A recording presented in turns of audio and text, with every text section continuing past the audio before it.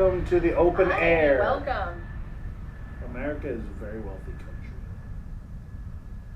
Yeah, in the grand scheme of things, really, Like, truly. we've talked about that, and so, well, when we drive, we talk about a lot of things, but Yeah, we do.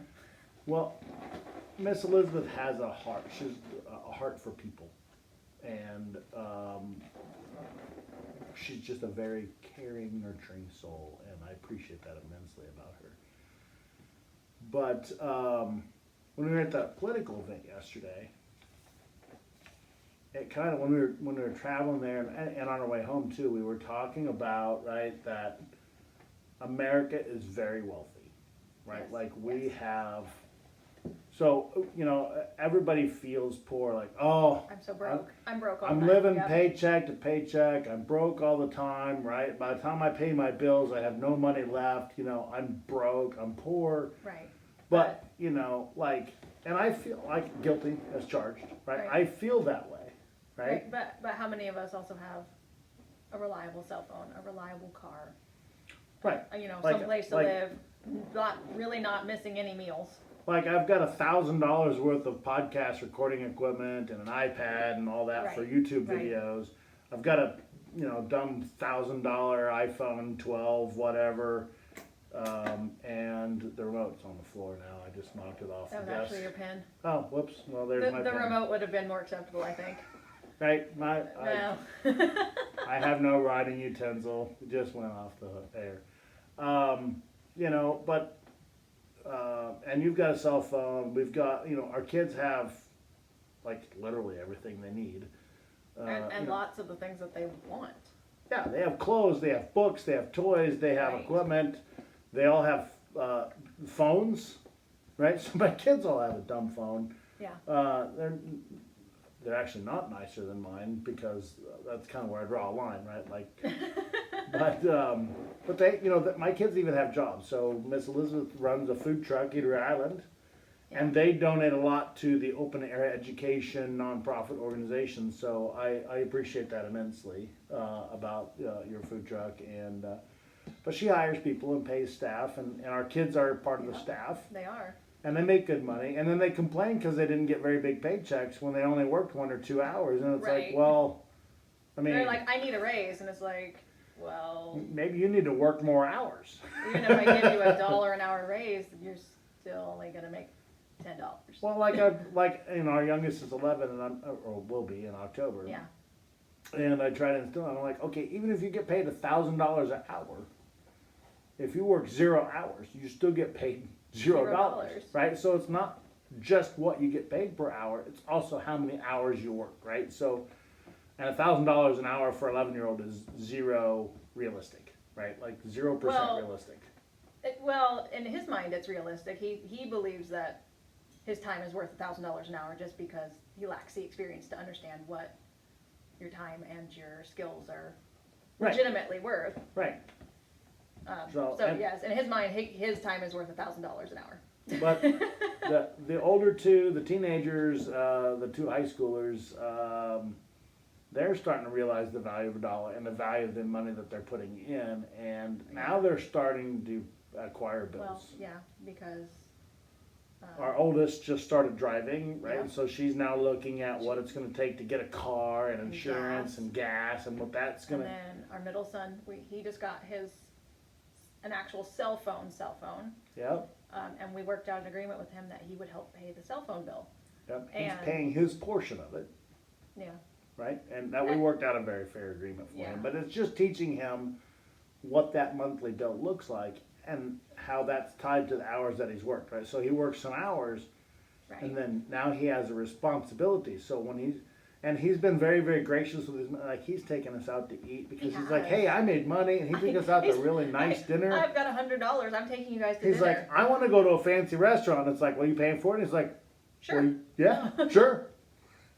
I'm like, you buying ours too? He's like, Sure. if I get to go, then yes. Yeah. We're like, okay, but that means you don't have that money anymore. He's like, I know. Okay. Okay. So we let him do that I think because he got down to $9 in his bank account. And that's about the time we started having the conversation about the phone bill and all that. He's like, but I only have $9. I need Yep. $20 to pay the bill. Yeah. Yep. Um, Yep. That's how well- phone bills work, right? Now you know how adults feel, but they, And that's what we've been talking about. and so yes, and you know, I'm going to give a plug in here. I know I'm not getting sponsored by any of these people yet. Maybe I will. You know, I've read Think and Grow Rich by Napoleon Hill, which I'm sure he's passed away by now because I think that book was originally written in like the 20s or 30s, 34, I think. Maybe. And but I listen to audiobooks from like Robert Kiyosaki and Dave Ramsey Yep. and Tony Robbins and you know, these are financial gurus of our time, and you know, I like a lot of what they teach, and you know, working with kids and teaching, you know, financial responsibility and the, you know, the value of Yeah. money. But it just really made me, you know, and we had a conversation about it, thinking about how wealthy we are in this country, Right. and how much we really take for granted, right? We have nice cars, right? Like even an old, like, you know, we have a minivan, Honda Odyssey minivan, Yeah. That's, which is probably a higher end, but it's a 2013, yeah. It's 11 years old. you know, and My car is a 2010. yeah, Honda So, Civic, right? So, yeah. I mean, we're Honda people. And so, you know, we're not driving brand new vehicles, but they're still very nice by any world standard vehicles. And they're reliable. They're in good shape. Yep, Like- absolutely. Yeah, we maintain them. You know, I change them well every 100,000 miles. I'm gonna start squealing real loud. That's a joke. I joke around a lot. Just FYI. Do not do that. Do not wait 100,000 miles. Right. Disclaimer. For real. Do not. Follow the manufacturer's recommendations. That's the best I can Yes. offer. But it's really easy to get into that mindset that we feel poor, we feel broke because we're living paycheck to paycheck, but we're paying for, you know, Netflix and Amazon and maybe Hulu or Yes, Hulu, Disney cable Plus. TV, right? Like I think my parents were paying something like, you know, Probably $200 or $300 a month. for satellite TV, For satellite, because yeah. they live in the country, and you know, internet is, you know, $100 a month or whatever your internet costs, and so we've got all these monthly, and our, you know, our life insurance and our car insurance, our homeowners insurance, our house payment, or Right. rent, all these expenses, right? And so then we feel like we're poor because the money comes in, we work really hard for it, and then it goes out. We don't, you know, we're down to $9. Like I was saying, like, well, then how do I pay my bills? It's like, well, you have to work Well. more hours again. So your two options are, and this isn't really financial advice per se, but it's just things that I've learned over the years that I'm gonna share. You either earn more or spend less, right? So maybe, you know, we cut out cable TV and all, you know, we have the internet and Wi-Fi expense, and then we have, you know, data on our cell phones, but then we don't pay for Netflix and. Then we you know, have Disney and we have Amazon because we have Prime for the Right. Prime shipping. And that gives us, you know, we order most of our stuff off Amazon. That gives us, I'm a Lord of the Rings fan. and we've been watching The Chosen too. And these aren't really plugs for all these shows, but it's like, you know, so we limited our expenses. We don't pay for the, you know, the $100 to $300 satellite TV expense. We, you know, our cell phones are a very reasonable package for us, and it works for our family, but they're all Yeah. within our budget, right? And so, you know, our house payment, Yeah. we work real hard to pay down debt, so we don't carry debt, and Yeah, that, I would say in terms of the cell phones, we're a little bit more unconventional in that regard because we don't do the contract plan. We buy the phone outright and then just have, they call it a prepaid plan, right, even though they still bill you every month and you pay it every month. I don't understand, but. right, yeah, but it's not like a burner phone or you know, It's not a pay cheap, for the minute, No. right?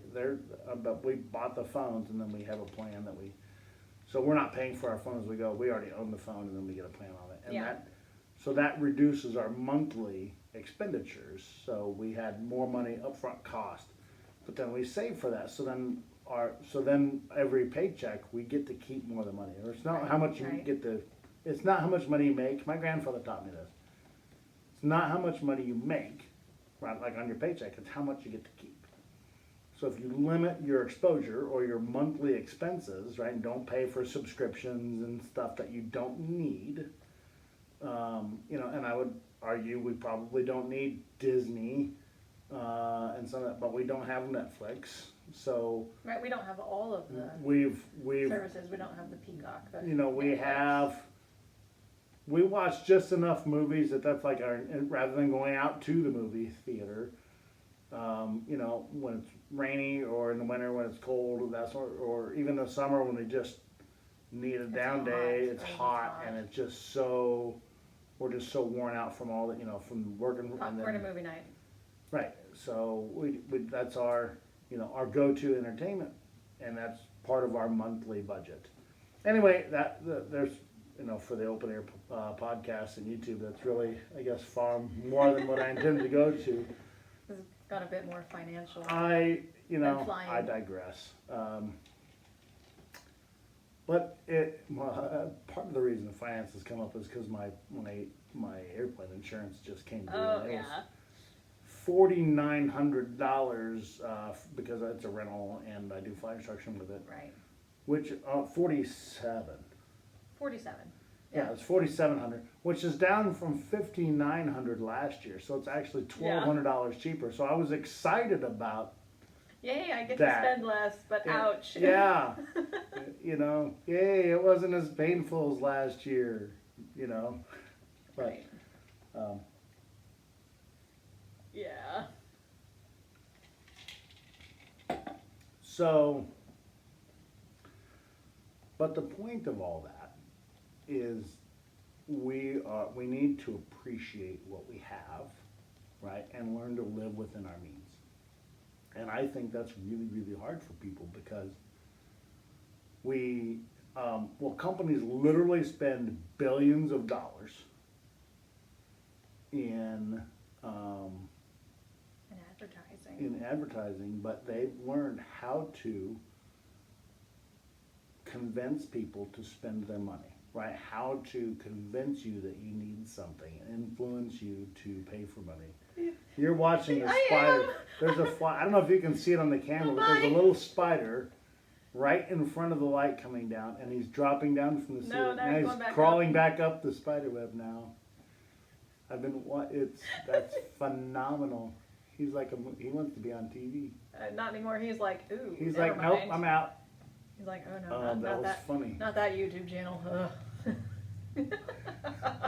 Welcome to the open air, buddy. No, thanks. And today's a little bit of an emotional day for me. Speaking of, you know, Americans are wealthy. So we held a raffle over the last 6 months to raise money for a flight simulator. And that raffle earned us a little over $9,000.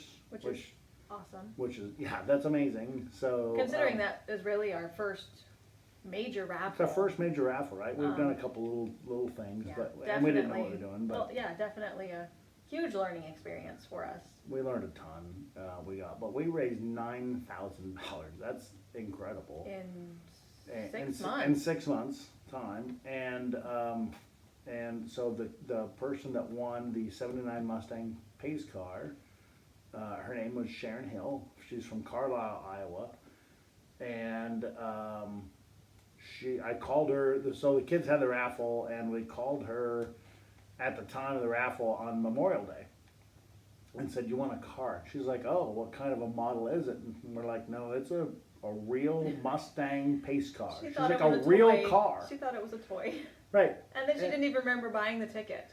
She's like, "I have no idea where I bought the ticket." I'm like, "Well, I have your name in the system and I have your payment. So you indeed did buy a ticket." She's like, "I have no idea." Well, she's like, "I'm a sucker for stuff like that. Maybe it was on the news, maybe social media or something." And I said, "Well, we thank you for your contribution and you are, congratulations. the lucky winner."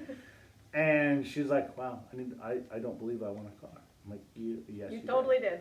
So today, she came down and met us and picked up her car. She brought her son and his wife down, and they were ecstatic. She was so excited. She was so excited. But and I don't want to I don't want to share a lot of private stuff, but her husband passed away about a year ago, and he was a pilot. So I noticed when she came to pick up the car, she had airplane earrings, and she had like an airplane locket on, Yeah. or a necklace, or I don't know what you would call that. And I'm like, I really like your earrings. I hope you didn't just go and buy those because of the open air theme for winning the car. She's like, no, my husband was a pilot. I'm like, oh, that's really cool. And she got a little emotional. She had lost him a year ago, and so I'm like, well, we're really sorry for your loss. But her youngest son had a Fox Body Mustang. That's his And first car, so there yeah. were so many, like, divine intervention, right? So God provides, and we're religious, Christian, conservative, nut You- jobs, whatever. Yeah, you could put so many words to that. But it was more than coincidence, right? So I really believe that we were truly blessed, and that things happen for a reason, right? So she got this. She won the car. They come and picked it up, and they drove away with it. It was kind of an emotional moment for me, but it was just so cool, just the aviation connection that she had there, and she was super excited about what we're doing and why we're doing it, and she just really loved that about that she got to support that with her raffle ticket and contribution, and that she won a car. Right. And so we're like, well, we have some other people that have contacted us that wanted to buy it from whoever won, so we'll send her that information. I'm like, I'm not suggesting you need to do that. You can do whatever you want. It's your car.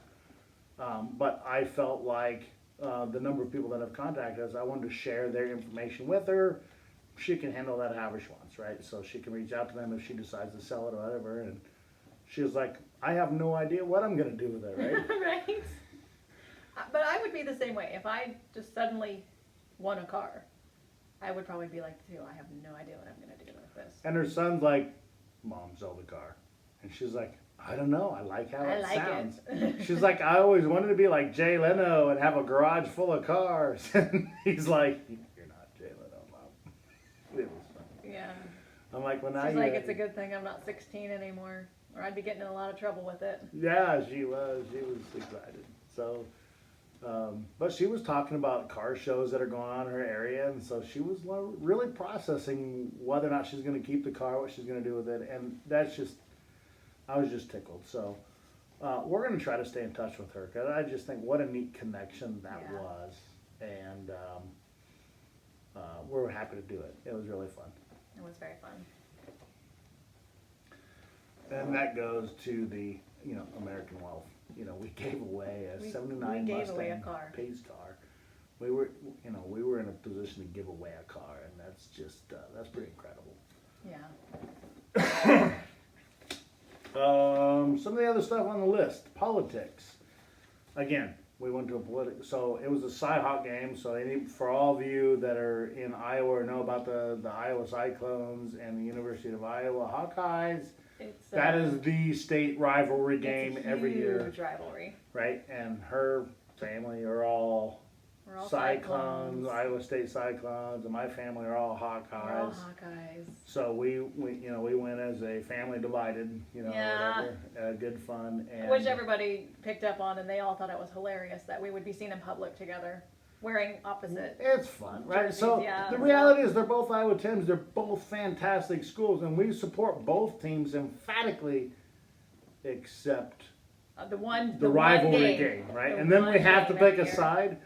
So that kind of reminded me of politics, right? And so the interesting thing is, so Iowa traditionally has won, that University of Iowa has won that game more often than Iowa State. Yes. But yesterday I was leading the entire game. Oh, yeah. And then in the last, 2 minutes of the game? Like the last play of the game, really. Yeah, it came down to the wire. It really did. And they kicked a field goal, and then they were up by 1. So Iowa State won right at the Right end at the of last game. minute. So then, as a Hawkeye supporter, with all the Hawkeye stuff on, and some of the people at the political event, you know, were all there as Hawkeyes. It was Yeah. a tailgate party. Yeah, our team lost, so You're a little sad. we were sad. You were sad. And so I was all set to have her buy me dinner, but He then was. the last minute, Because then I had to Iowa State was buy going to dinner. lose, and then they. So then I had to buy dinner. So not only was it a painful loss, but it was also expensive. But we had a good dinner out of it, We did and a have a lot of good good dinner. fun. And politics is kind of like that. So the one sad thing, we talk about this a lot, right? And I'm doing a lot of talking today, but you actually brought this up, how people are unkind in politics, right? We were talking about that. Oh yeah, where traditionally it's been a very Republican versus Democrats thing, and Well, and both sides will say the other side is unkind for certain reasons. one side's worse than the other. I'm just no.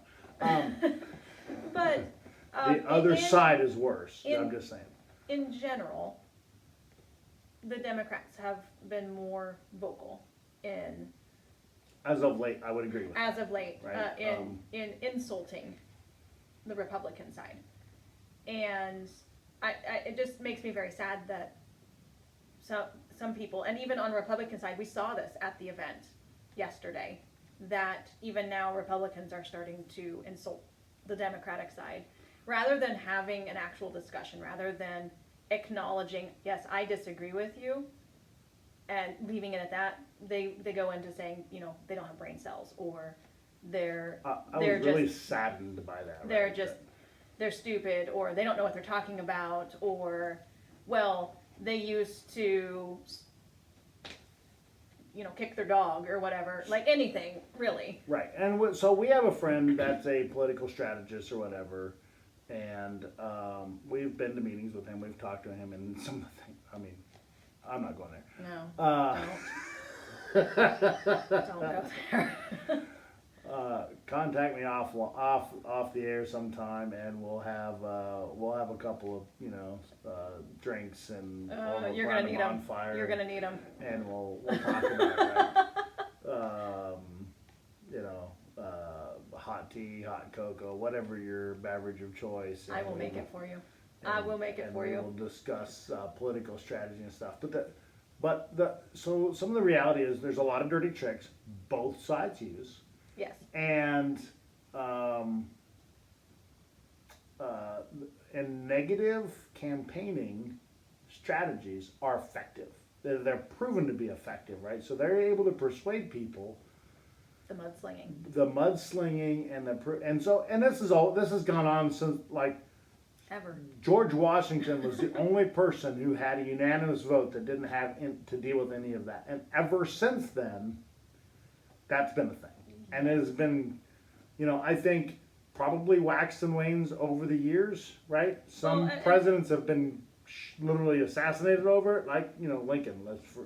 Right. There was a civil war in our country. Yeah, and I'm sure a lot of that behavior ties into civil unrest, for lack of better words, in your country. So, like, we recently had COVID, and there's the Israeli-Palestine stuff. There was the Afghanistan.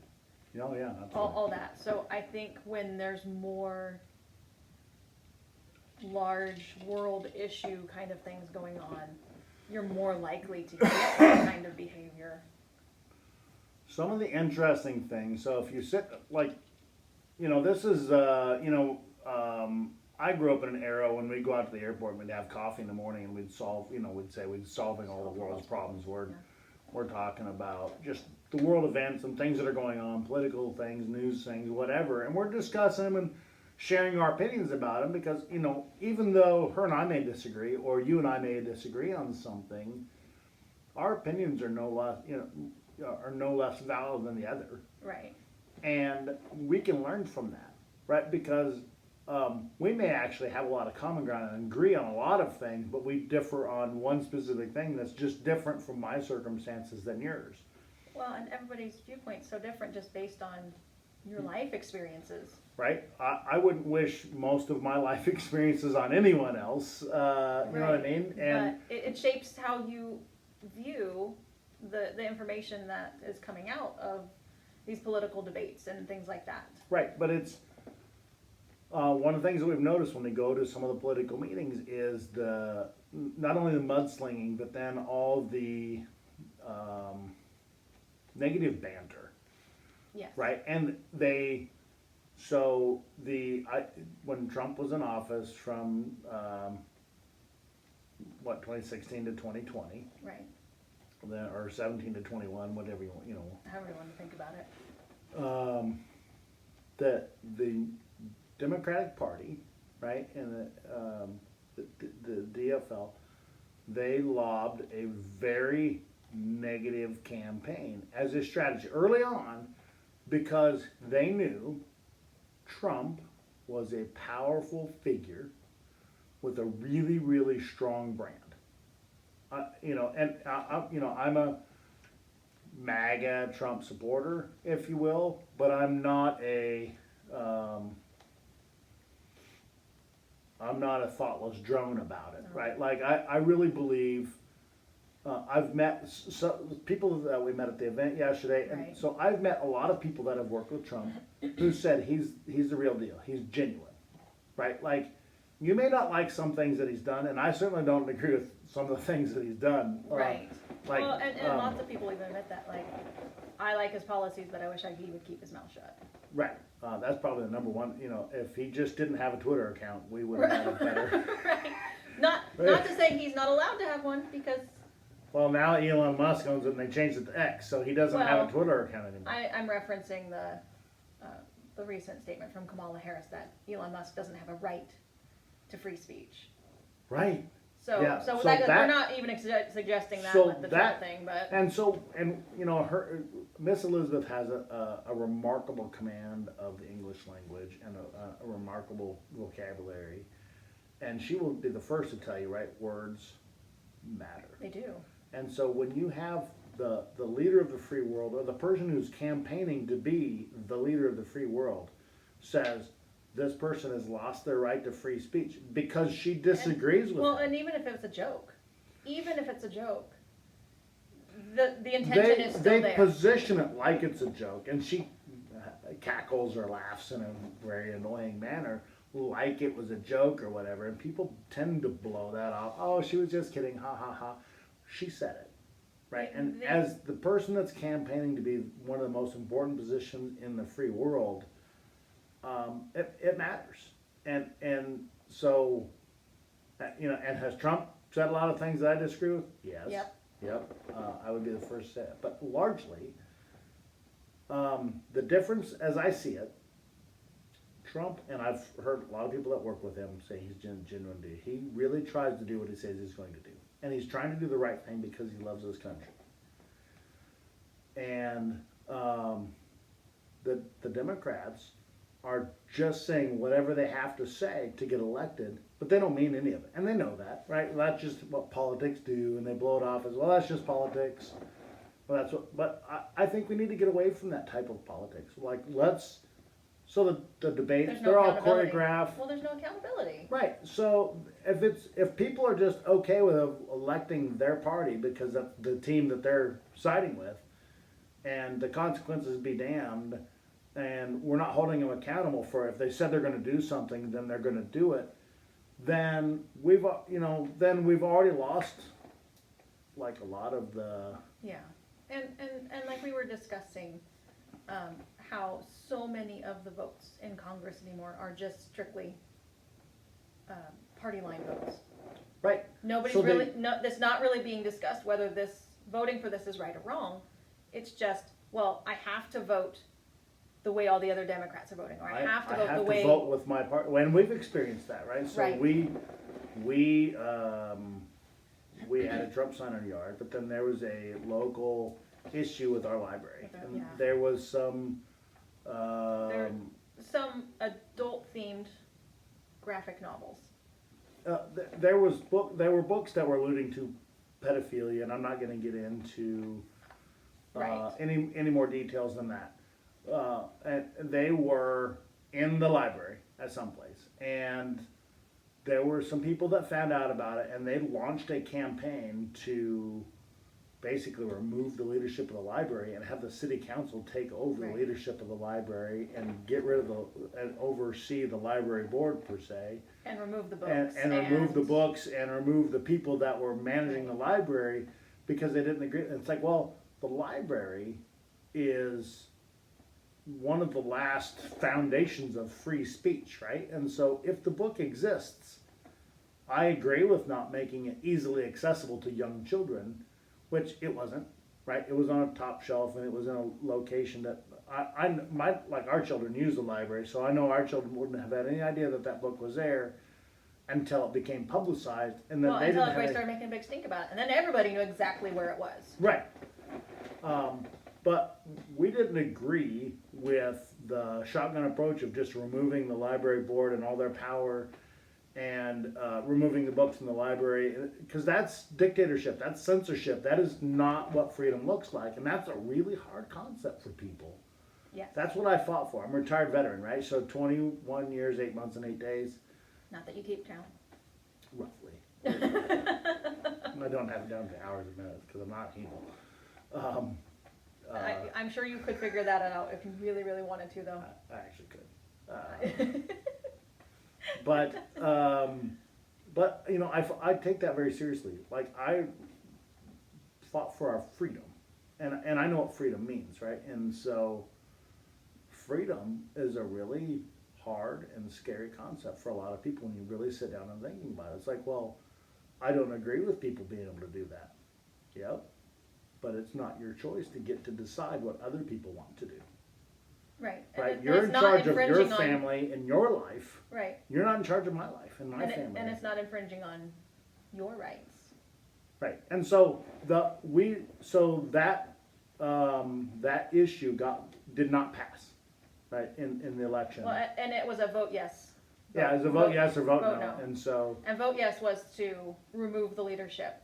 right. And And we had the no sign on our we yard had a vote no sign. and a Trump sign. So they're like, well, you're a Republican, how could you vote no for that? And it's like, well, we don't agree with that solution. We think it's a shotgun approach and we don't think it, like that violates the First Amendment and it violates the freedoms of our country. I don't agree with that. We had lots of people. We don't think you know what that sign means. And so,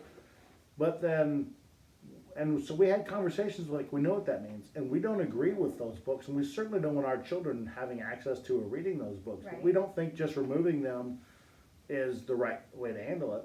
Let's put them in a location that the books are in a place where they have to have library leadership or a parent or somebody sign for them to be able to see it, right? So there's freedom, but there's also Right. accountability. Right. Right?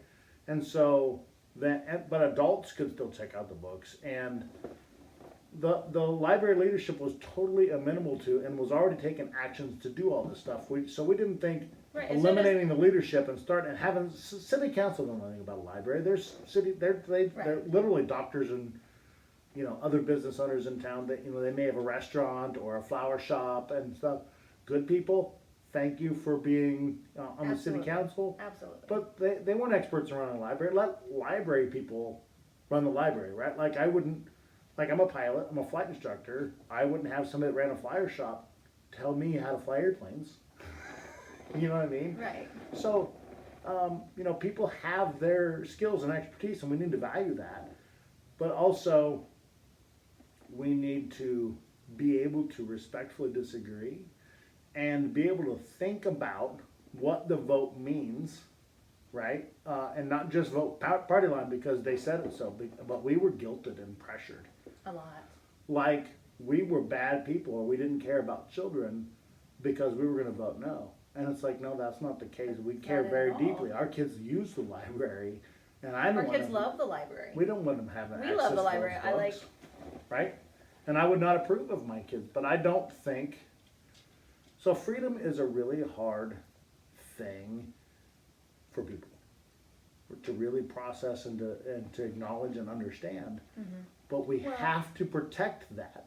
Yeah. Because if we get to decide based on our party line vote or who the person who's in power gets to decide to take your freedom away, then then what's the next freedom they're going to take Right. away? Right. Right? Like you have to be real. Oh well, you have the right to bear arms. But we don't want you to have guns because people get killed. It's like, well, those are freedoms. Oh well, it'd be okay to take those away. Okay, what if they took away your right to drive a car? Well, they can't do that. If they can Why take away not? one freedom, Why not? why can't they take away another one?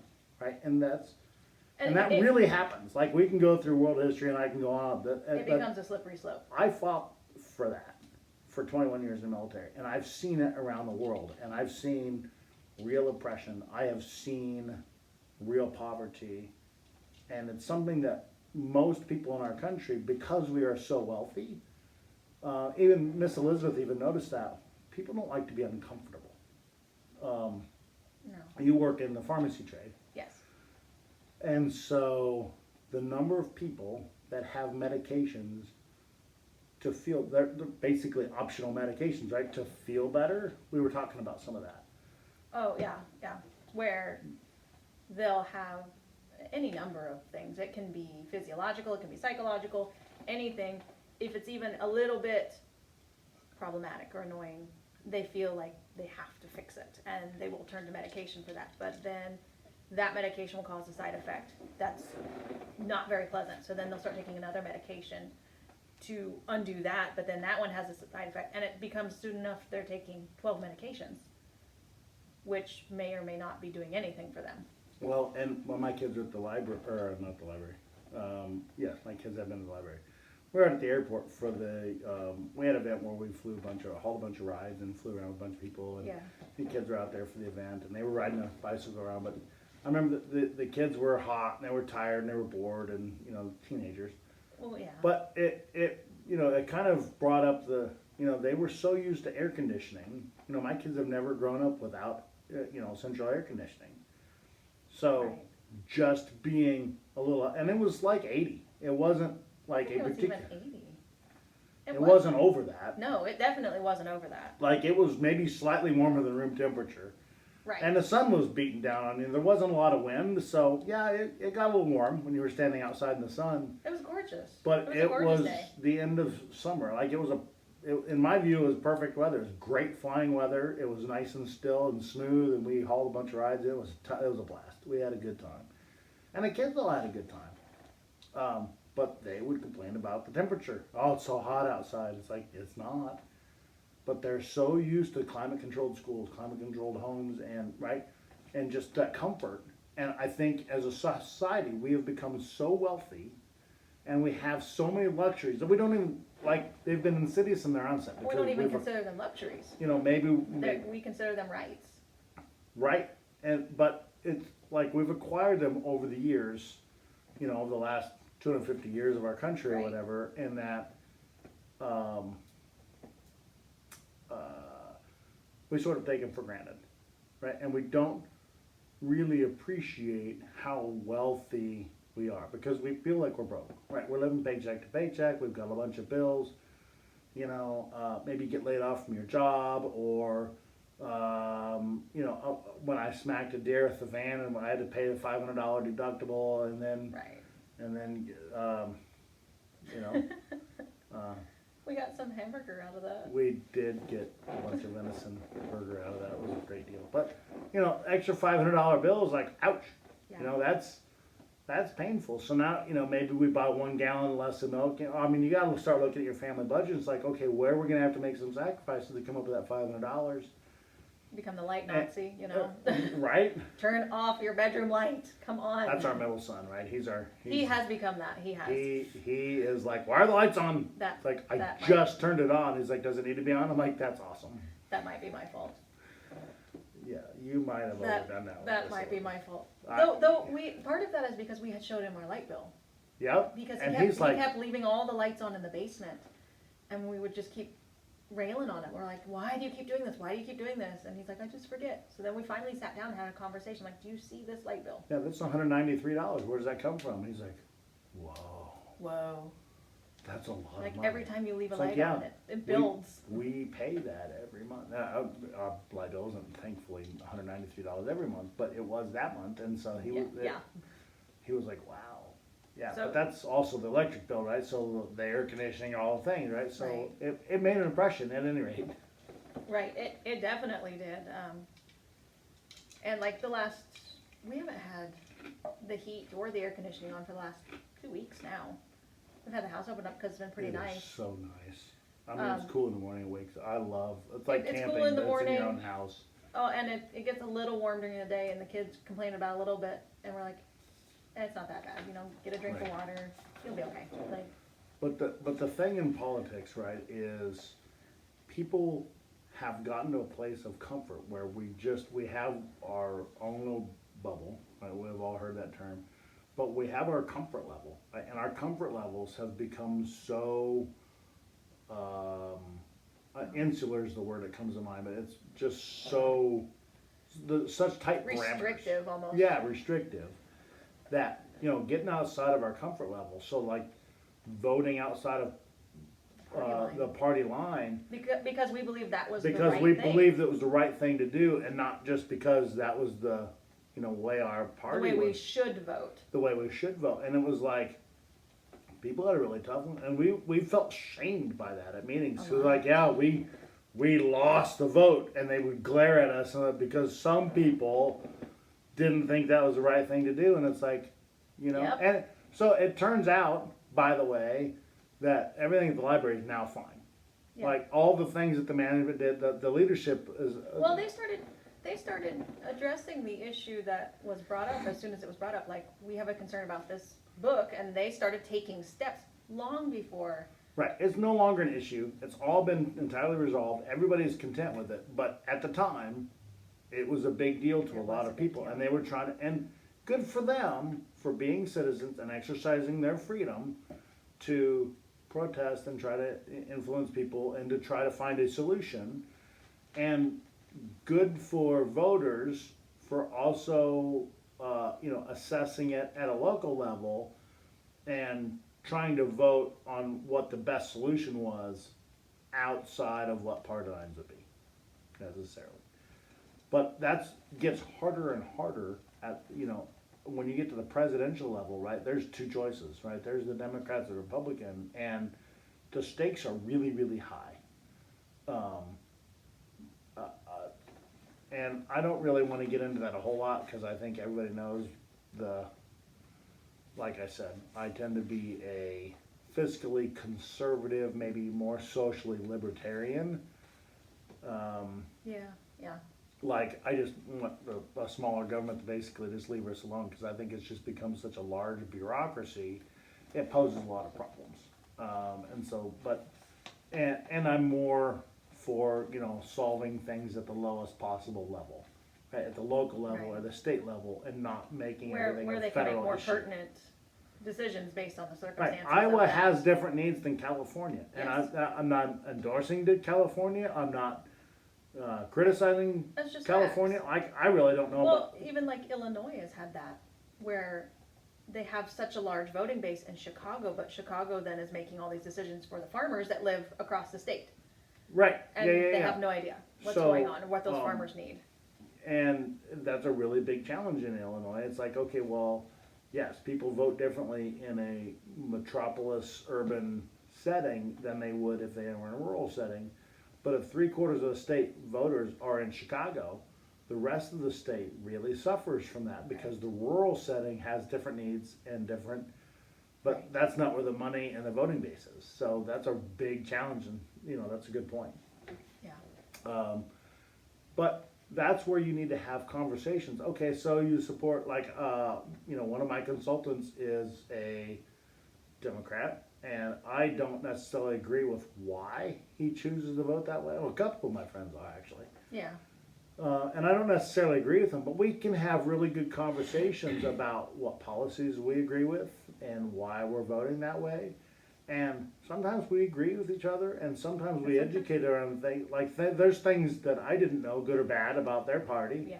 and vice versa. And so we educated people. So I think, in the end, having those sort of less biased conversations, or even biased conversations, but to respectfully disagree with people, Yeah. Because sometimes we don't agree, and it not doesn't- being offended. Like, I'm not offended because they choose to vote a different. Like, it hurts a little, but whatever.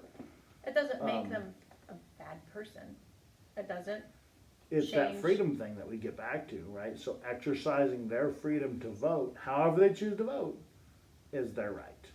And I may not agree with it, but I don't have the right to infringe on their right to choose how they want to vote. And it's a really, really difficult when it's something that you're really, really passionate about and they're Right. voting sort of for a party that you perceive that is against that. Yeah. Yeah. And when politics were more moderate, in the past, I saw a lot of the really successful presidents were more moderate, and so middle of the road kind of thing. And I think, the Trump used to be a Democrat, and Trump would be considered a moderate in a lot of circles by most standards before the recent political environment.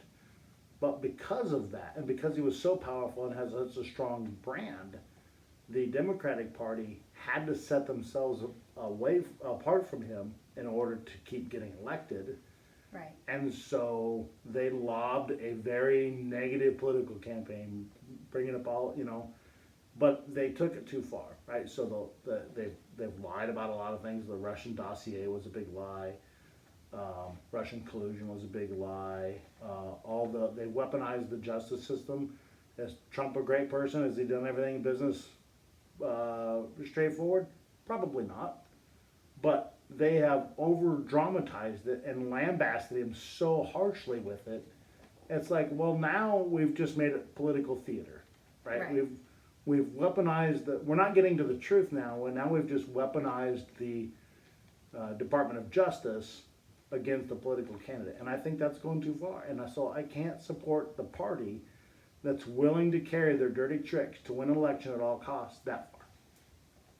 Yeah. And that's really what it comes down to for me, right? So, do Democrats have some good policies? Yeah, probably. I would argue, I've read this a lot, right? So an eagle needs both wings to fly, right? They need the left wing and the right wing, or the Democrats and the Republicans, or the liberals and conservatives. To run this country effectively, we have to have a balance of both. Yes. Right? And that's where like I said, when politics was really moderate, that's when Well, some they were of the willing best to things work happened. together Right. and compromise and do what was best for the country, regardless of that if that would be their first choice. So the political strategy to create division so they can keep people divided in order to win elections, sort of at all costs. It's like, we need to, and the amount of money, right? So people use advertising in circle, you see campaigns are raising money. So in 2020, I just read an article, political candidates for the 2020 election raised $16 billion to influence the elections. Billion with a B. With a B. $16 billion. It's the most money that's ever been spent on any election. It wasn't just the presidential election.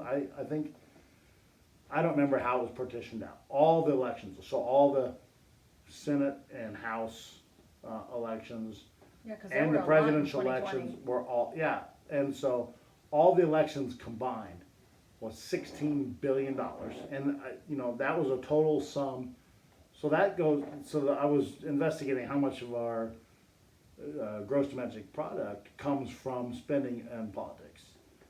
And I couldn't find any reliable source where it broke it out from Democratic spending versus Republican spending. But imagine what $16 billion does to the economy. It's a lot of money. That, if I wrote that check, it would bounce. It's 9 zeros. That is, and a 16 in front of it. And a 16 in front of it, yes. So, But think about the impact that those dollars could have if they were put to other uses. right, what if so when in Congress, right, so the other disdain, I don't know if it's disdain, but the other challenge that I have with people that serve in like, Obama would be one candidate, AOC. These politicians that get elected in office, right, and they have, a fairly modest amount of money, right? So I think Obama had a net worth of $1 or $2 million when he got elected, and then after 4 or 8 years in presidency, now they're worth $50 million, or AOC was a bartender, and now she's worth dozens of millions. I don't know her exact net worth, but it's millions of dollars, right? She's a multimillionaire, but she's been elected to public service, so she has access to information for investing. She has access to money through campaigning and other influence and book deals and other stuff. So it just gives them access to get money from. And I'm not condoning it. I'm not endorsing it. But it's something that I think people need to be aware of, and how much money we're spending to have that influence, and how it affects us, and how it's affecting the people we're engaging with, right? What's their influence? Right. And then trying to find common ground and discussing how to solve problems from that vantage point. Yeah. Right. We could disagree on women's choice or abortion or all kinds of political motivated talking points, but if you get really down to it, it's not an easy, it's a very complex issue that has a lot of facets. And so just saying I'm voting this way because I disagree with whatever, I'm for abortion, I'm against abortion. The blanket statement, yeah. Yeah. There's so many fuzzy gray areas in the middle, right? There's so many elements to that. It's like, okay, I'm generally anti-abortion, Republican, conservative, but I do see a number of instances where it would be maybe appropriate or even the best necessary. choice for the situation. Right, and so I don't think making a blanket, and that's the rub with politics, right? Making a blanket statement that says this is just how it has to be, that completely disparages the idea of freedom, right? Freedom of choice and that sort of thing. Right, and even if they were to make it specific, they would make it so specific that really no doctor would touch it. They would be like, well, they say you can do it for this reason, but you're gray enough close to this reason, not fully this reason, that we're not touching it because I can't lose my job. But I think there's also, you can overcorrect and go the other way. So just say that everybody should have freedom of choice and do whatever they see fit. Well, okay, there are consequences for that too, right? So there are unintended consequences, and there are social, physiological, psychological consequences of those choices. And so I think really getting in good with a church or in your community and be able to make those choices at a local or state level is more important, because our needs here in Iowa, in rural Iowa, we're 98% farmland, for crying out loud. Right. Are different than LA. Right? LA is Absolutely. a giant parking lot full of cars that are late to work. Right. All the time. Every day. And their needs are just different. It's not right. It's not better. It's not worse. Their needs are just different there. Yeah. And so, solving things at the local level in their communities or at their state level is certainly a better choice than solving it at the national level. And certainly voting for a candidate for these, like the border, that's a big deal, right? Like that is more of a national issue. But it's literally our national border. Right. And I think that's going to be an important issue in this election. And I think having a set, legitimate way. There are great people that come into this country from other countries, and I think they need to have a viable, well-documented process that's easy to follow to be able to get in this country and qualify and be able to get in a reasonable amount of time. I know it takes 3 to 5 years, sometimes 7 years, to get access to be able to come into this country legally. Yeah. And that's a like, you know, And that's part of why we have the problem, because people like, right? well, I don't know if I have 7 years to get out of here. Right. You know, if you're in a relationship, let's just say you're 40 years old and you meet somebody and you know, you want to have kids, and then it's 7 years later, now you're 47. So you could, as a female, you could still feasibly have children at 40. At 47, that possibility dwindles pretty significantly, right? And that's just biological, like, you know, That's just biology. that's just biology. It's, you know, it's not something that you can really will to be different in either case. So years can matter in certain, you know, and for a lot of reasons. So I think addressing how to, you know, have people have access to the country more readily, and, you know, some of the argument is solving some of the employment issues that we have in our country, because we are so wealthy and we've gotten so used to having a certain level of what do you call it, a standard of living, Yeah. that, you know, people don't really want to do minimum wage jobs anymore, right? Well, Like even our well, teenagers don't want to do that. Right, and some of that is that the economy we're in right now, it's not feasible to have just the minimum wage job and be able to meet all of your financial demands. I would not be able to make my minimum payments today on a minimum wage job. That's just would not be feasible. But when I was making minimum wage or very low wages compared to what today, I lived in a studio apartment when I was in college. Right. And you can I change your spent living way less, circumstances, you know, yes. I had a car that was paid for. I had a Dodge Avenger. That was a piece of junk. It was a neat car. I loved that car, but it was cheap, so that's why I drove it. I've been there, done that too.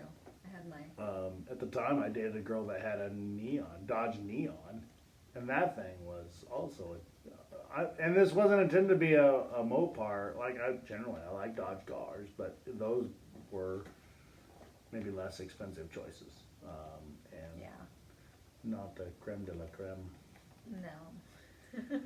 no. Anyway, moving on with, so that's my idea of politics is, you know, don't just vote party line. But how you vote matters, right? Right. And so choosing to vote for a Republican candidate or a Democrat candidate matters, right? There are implications. So if you're choosing to vote for somebody because you agree with them, but they are going to lie, cheat, and steal, and I have seen that far more in the recent elections from the Democratic Party, you know, lie, cheat, and steal to get elected at all costs, and then we're going to be moderate, but they have a track record of not actually doing what they said they're going to do. So that gives me a lot of, you know, are they really going to do it? I don't know. Some of the things they're probably going to try to do, but then they're going to blame the Republicans when they can't do it. And the Republicans do the same game, right? But generally, Trump has been known in his circles for largely trying to do what he said he's going to do. I don't agree with all the things he said he's going to do, but I do agree with the majority of them. And I know, as a veteran, Trump did a lot for medical and healthcare people, and he got the VA so people didn't have to go, veterans didn't just have to go to the VA to get medical care, they could go to any hospital to get medical care. And that happened during the Trump administration. And they shut that down. And It's been shut down. Biden has basically, So Biden has undone a lot of the good things that Trump did, and I don't agree with that. I don't agree with undoing the good things that the previous president did just because they were the other party. Yes. And I know Trump's running on a lot of that stuff too, but, you know, I'm paying way higher taxes.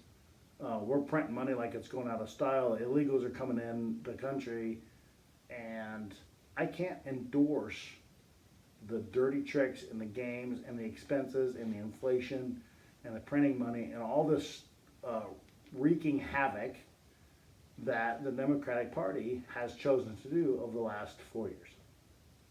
I can't support it. And I don't think it's fiscally responsible for any person that's voting to support that. But I also agree with freedom of choice. People do want to support that, and so that's why elections matter. Your vote matters, Yes. right? So don't think that, other people are gonna go out and vote a certain way, and so it doesn't matter, whatever. Your vote matters. Right. Yeah, don't take the the what's event gonna we were happen at too, is gonna happen. So one of the senators that we were, a representative. Who? Triple M. Oh, she's a U.S. Congresswoman. You're right. So she won her district by, was it 3 votes? 6. 6 votes. That's why that one guy calls her six pack. Yeah, 6-pack. So she won by 6 votes. 6 So votes. if you think your vote doesn't matter, you're wrong. It matters. And probably the closer you get to local elections, the more your vote matters. Absolutely. So your local representatives and local people, the people that are gonna matter the most to you are the people that you need to really be thinking about and Well, voting for. That's like when we went to caucus Yes.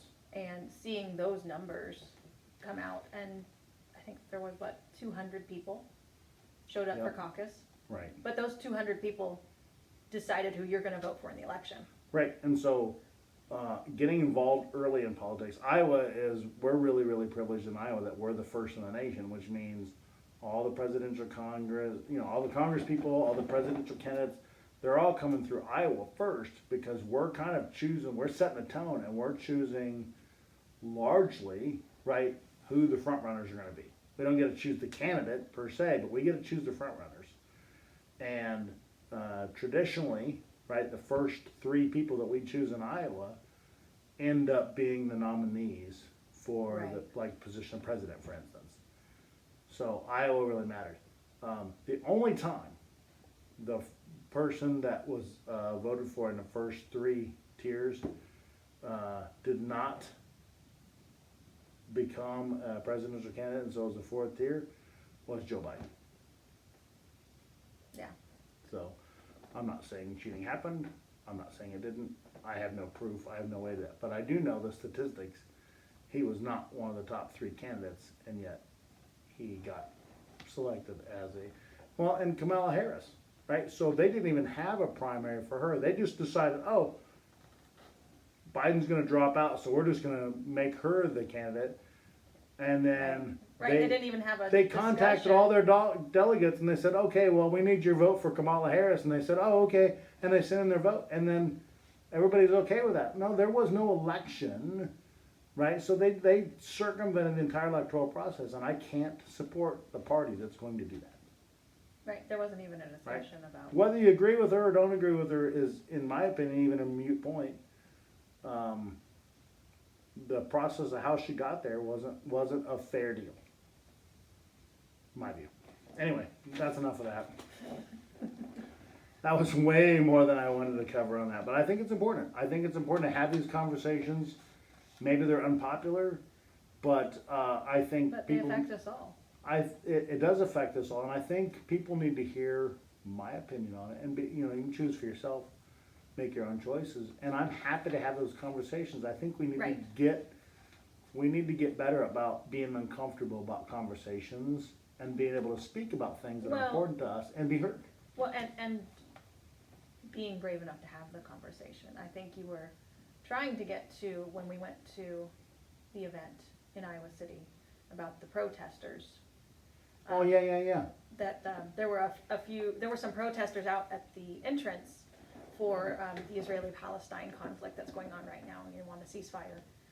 Some of these individuals paid to They get in. paid to get into the event. Paid to get into the event.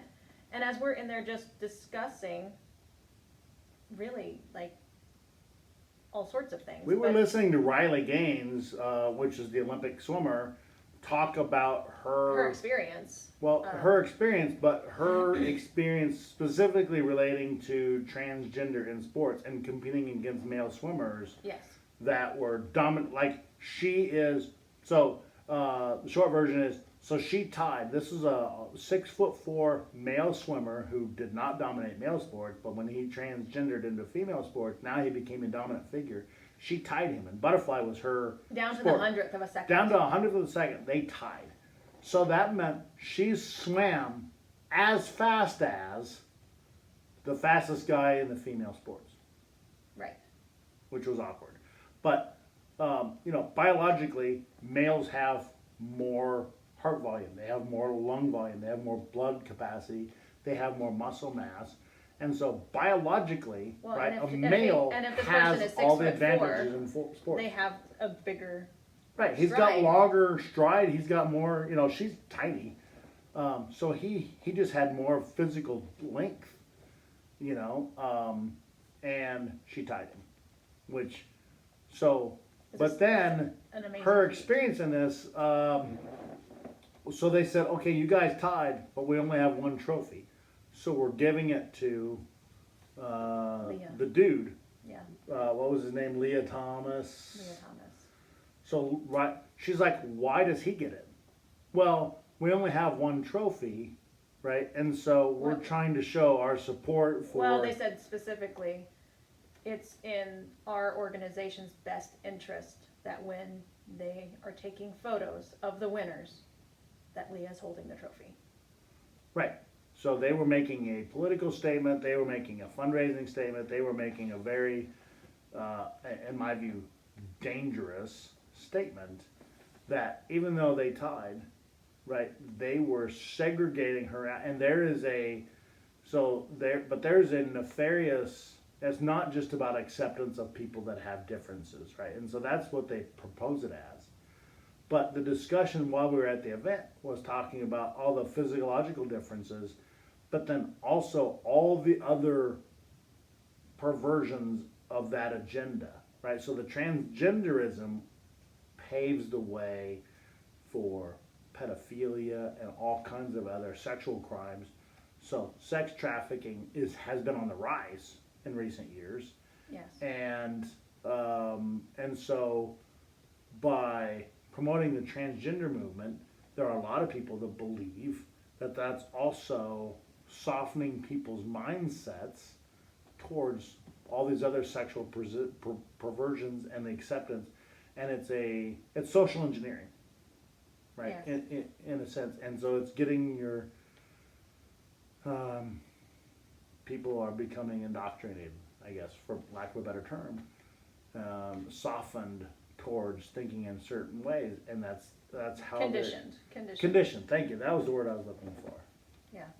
And so But that's the conversation that was being had it's a very dangerous agenda. But that yes, when some of these protesters that had paid to get in to this event interrupted the event and just started yelling at the top and of they their were yelling. lungs. They had a pre-scripted talking point that they were yelling out. That actually didn't have anything to do with anything that was Nothing being we were discussed doing. there. It was all just political, and good for them for exercising that. They were nonviolent, right? They got up and so they were very disruptive. They were disruptive. I would consider They them interrupted rude. us, and they were rude because first of all, it wasn't pertinent No. to what was going on there.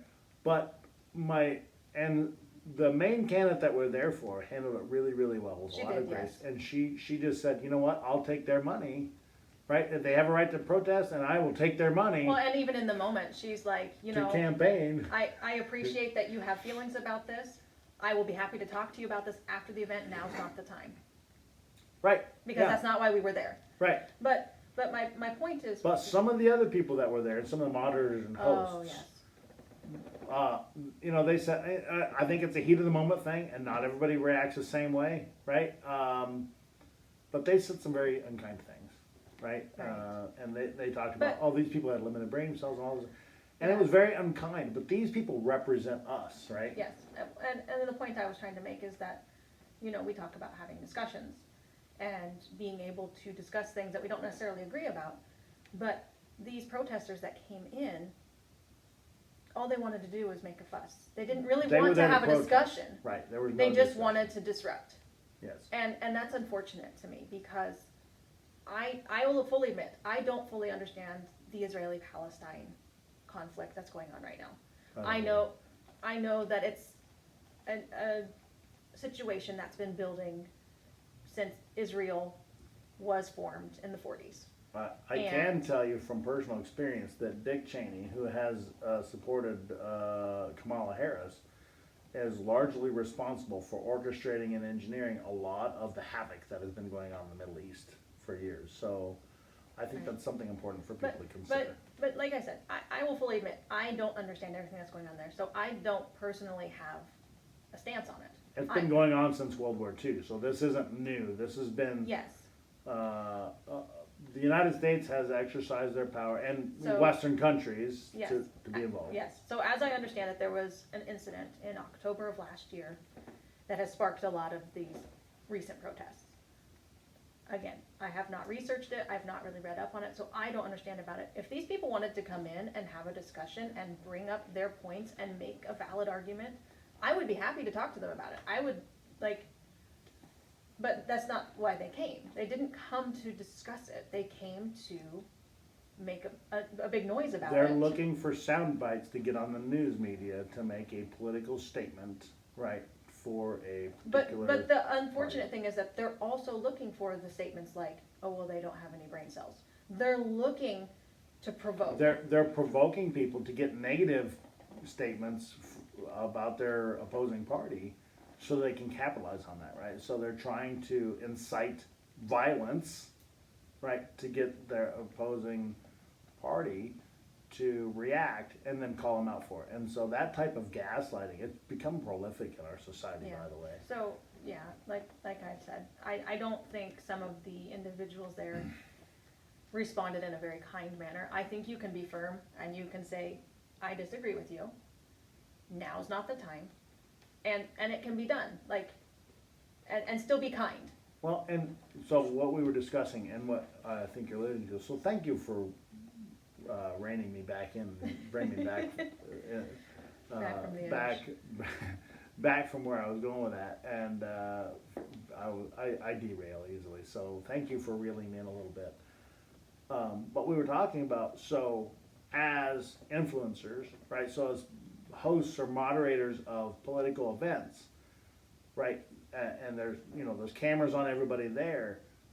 You represent the entire party You do. when you're there, right? So I don't think these people really thought about that or were mindful of that. But when a Republican moderator or host that they're supporting candidates and they're very, very passionate about what they're doing and they're supporting the candidates for the right Yes. reasons and they're really trying to do good things. But then when these protests, when they get derailed, right, when the protesters started, just shouting, they honestly, it was so out of context, it didn't even make sense. I couldn't even tell you what they were saying or why they were saying it, but because I totally just didn't understand it at all. So it was really just Yeah, I didn't. befuzzling. Right. But the reaction was just, the immediate reaction was, wow, these people, they have limited brain cells, or they're just here to, be very disruptive and just, we're gonna get rid of them. They don't need to be here. And it was just very negative and dismissive rhetoric. But it's like, wait, I don't think us calling them names and just Right. completely delegitimizing the fact that they had something that That they they're believe just as passionate about. that they're just as passionate about. So they have a right to protest. And I think they were doing it poorly and very, very rudely. And so we have a right to also protect ourselves and our event, right, and run it the way that we wanted to. So there's a lot of really complicated dynamics in situations Yeah. like that. But handling it with name calling and insults, right, you represent It tarnishes what the people reputation. see Republicans as, right? So as a Republican, now people see these sound bites on the news and so say all these negative things that they're saying about the protesters, and it's like, wait, I don't think that way. I didn't think negative Right. about those people. Which is just like our sign in the yard. Everybody thought that we were bad people because we disagreed with party line.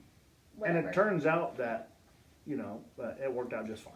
Right. Right. So the way we were, and that was kind of what we had envisioned, or what we believed when we felt that way in the beginning, right? So you can see past, and that's just an experience thing. We've got more life experience from our vantage point than a lot of other people, and so we can see how things are likely to go and how they're likely to work out, right? And Right. so But- having that conversation is like, well, it will be okay. Right? You don't have to change, you don't have to reinvent the wheel. You don't have to change how things are done in order to accomplish the one little thing that you're trying to get to. There's other ways to go about it, right?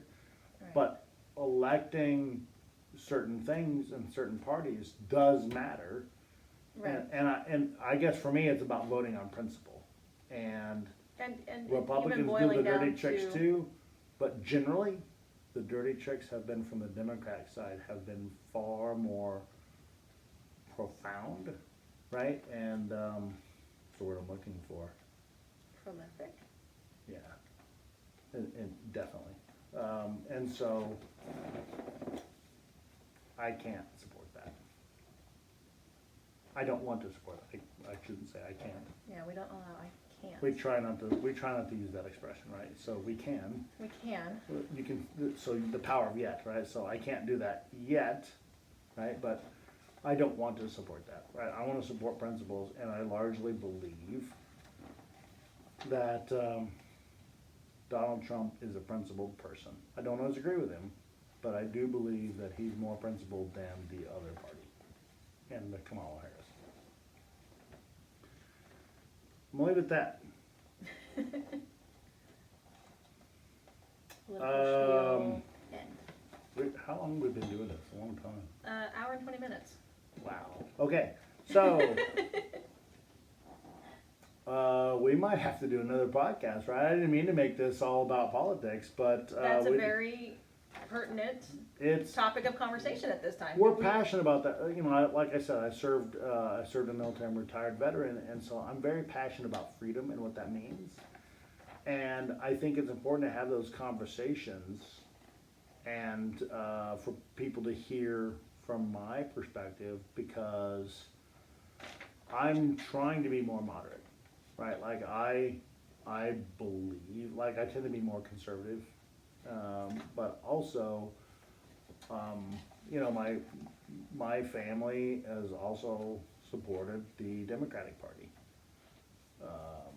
at times, and I respect their reasons why they do that.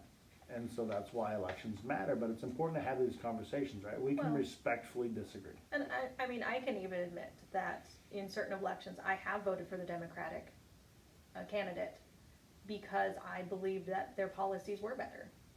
So it really just boils down to really paying attention to what they're about and their character and choosing accordingly.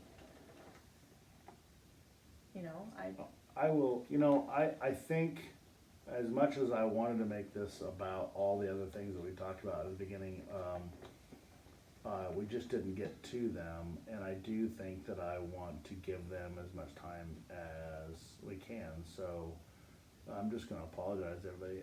I will say, on the political note, right, the first term that Obama ran for election in, my gosh, when was that?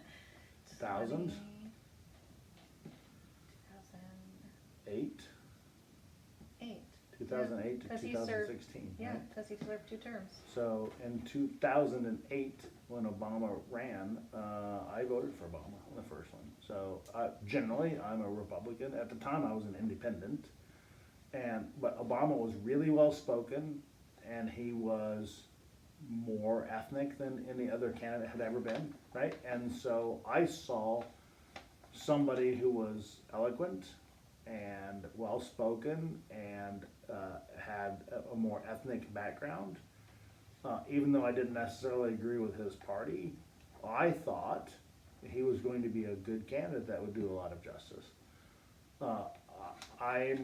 I was a little disappointed, and I did not vote for him for a second term, because while he was eloquent and well spoken, he also chose to use a lot of dirty tricks, and he chose to incite a lot of racism and division, both within his party and between the two parties. And he brought up a lot of, I felt like he propelled us back into the 1950s in the conversation about, you know, race and racism, that sort of thing. And, you know, some of the reason why he did that may have been valid, right? So to rehash some of that and make people think about it, because we've now got, millennials and zennials that are coming up to election age where they haven't had those life experiences that we have. So maybe revisiting that conversation was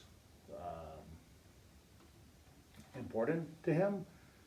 But I think it did a lot of damage, and a lot of his policies and a lot of the dirty tricks that they pulled during his first 4 years, I was very disappointed, right? So I tried to support that, and I was very, very disappointed by his overall candidacy. It was too bad. Likewise, I really believe people will be able to look back on Trump's term, and if he gets a second term, his 2 terms, and we'll be able to see a lot of the good things that he did. And a lot of the negative stuff has been because the Democratic Party has lambasted this negative campaign against him to try to call him out for all the bad things he's doing. But they've done it in such an insidious manner. Is that the right word? Insidious works, yeah. That they're making it look like the Republicans are bad, and so you don't want to vote for Trump because it's dangerous or it's whatever, and that's not true. It's not true at all. I don't agree with Trump on everything by any means, but he's not dangerous. He didn't incite violence. He's a good person, generally. Maybe he's not even a good person. I don't know, but I think he's a good leader, right? He has a lot of experience about running large organizations that have a lot of complex facets, and I think that makes him a really good president. And I think he's largely trying to do what he says he's going to do. May not agree with all of it, but largely, I don't see in the conservative Republican circles as many dirty tricks, and just like, I really think we're trying to take the high road in this election, and the dirty tricks are largely coming from the Democratic Party, and that's concerning to me. It hasn't always been that way. Republicans have done a lot of dirty things too. I'm not condoning that, but I think it's important to consider. Yeah. So with that, I apologize for not getting to the other things that we're going to, but America really is the greatest country on earth, right? And I'm very proud to be an American. I'm proud to live here. I think most Americans are. And I think it's time for people to start taking some personal accountability for that, some personal responsibility. I feel like we've lost a lot of that. right, I feel like Right. we've just, it's whatever's gonna happen is gonna happen, whatever. No, you have a voice. being You mean can to influence others it. because they disagree with your opinion it's just not kind. Well, and it doesn't affect positive change. Right. It's not actually it's not gonna fix anything, Right. so. And so with Open Air and the Open Air Flight Club, we're really trying to affect positive change. We want to have the hard conversations. We want to, we'll voice our opinions and talk about why we believe the things that we do. I'm willing to be challenged. If you disagree with me respectfully, I can learn, right? So I don't always get it right. And if you find something that I'm doing wrong or incorrectly or that I could do better and you bring it to my attention, I'm willing to have that conversation. Yeah. And I'm willing to find common ground and how we can work together to both. So, right, I don't see this as an us versus them type of organization, right? So I believe we, all give each other a hand up. We all succeed together, right? Any way that I can use my influence and power and success in order to help you also be successful. I don't view even other flight instructors or other aviation businesses as competition. Sure, we're all vying for a certain amount of income, but there's so much money to go around. We're vying for the same dollars, but it's like, okay, we can find a way to compete for that, and where we are both successful, Right. right? Maybe we both give a little in order to succeed a little slower than we would have liked, or you know what I mean? There's always some concessions that can be made, but we're so wealthy and wealth is prolific in this country. There's plenty of room for all of us at the table And I think if we all succeed together, we can make this a much more positive trade, a much more positive industry, Yeah. and we can make a much more positive impact than both aviation and education and politics Yeah. than if we're all fighting and competing negatively. Yeah. So Yeah. I agree. anyway, I apologize for not getting to all the other things, but I'm very passionate about that, and you know what? Thank you. I'm glad we had this conversation, and we'll see you in the open air. See you later. Bye now.